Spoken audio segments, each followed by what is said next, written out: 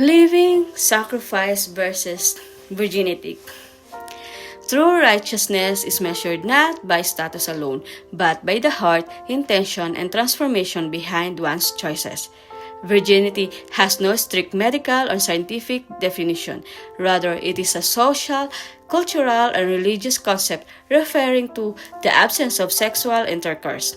Because it is shaped by culture and belief systems. Its meaning varies across societies and faith traditions.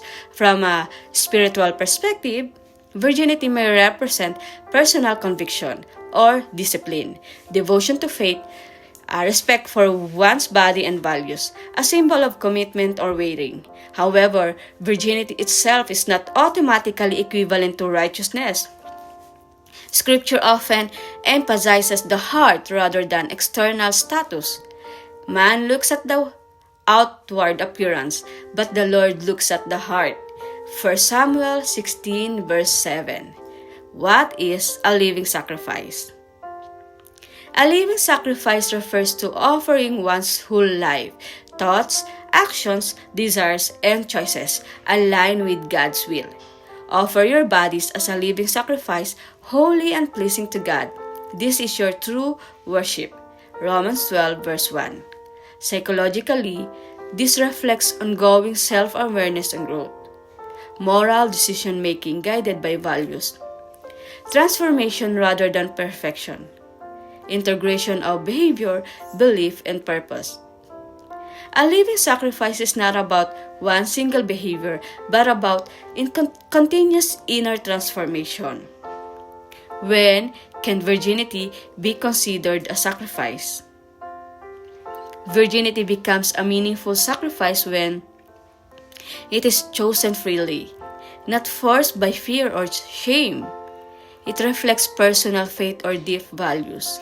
It involves intentional self-control for a higher purpose. Psychologically, this shows delayed gratification or self-regulation, identity alignment with values, meaning making in personal decisions. 1 Thessalonians 4 verse 4, each of you should learn to control your own body in a way that is holy and honorable. When does virginity become pride? Virginity may shift toward pride when it becomes a basis for moral superiority. One judges others harshly because of different life paths. Identity becomes centered on external purity rather than inner humility. Psychology calls this moral comparison or ego-based identity, where self-worth is tied to status rather than character. Jesus warned against this attitude. Luke 14 verse 11, for those who exalt themselves will be humbled. Virginity as preservation of faithfulness. For some, virginity symbolizes faithfulness, waiting for love, commitment, or covenant. Healthy preservation involves personal agency, choosing, not suppressing. Emotional maturity, understanding boundaries as self-respect rather than fear. Psychologically, this connects with secure attachment, value-based decision-making, long-term relationship investment. What is the true measurement of love?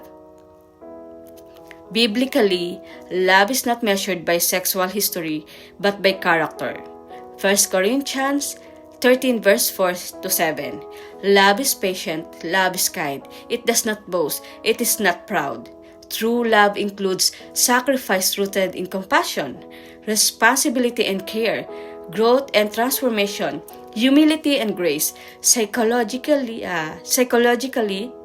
it emphasizes that healthy love is defined by emotional safety, mutual respect, consistency of actions.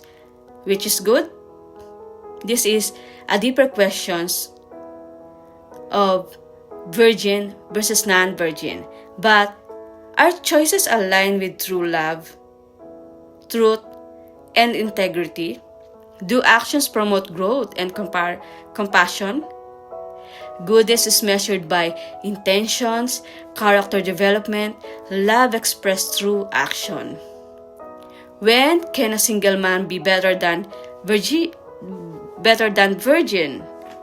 From both biblical and psychological perspectives, moral worth is not based on sexual status. A single mother may demonstrate responsibility and sacrificial love, resilience and perseverance, nurturing care and selflessness. Jesus consistently valued people based on heart and transformation rather than past actions. Luke 7 verse 47, her many sins have been forgiven, as her great love has shown. Psychologically, growth after life challenges reflects maturity. Parenting with dedication shows emotional strength and moral commitment. Therefore, one is not better because of status. Rather, goodness is revealed through love, humility, and lived compassion. Virginity can be meaningful. A living sacrifice is deeper. True righteousness is not defined by labels but by a transformed heart, faithful love, and humbled alignment with God's purpose. The question is not who is more pure, but who is growing in love, truth, and grace. Okay, that is our point of view when it comes to living sacrifice versus virginity. Okay, First Samuel 18 verse 7, man looks at the outward appearance, but the Lord looks at the heart. Thank you and God bless us.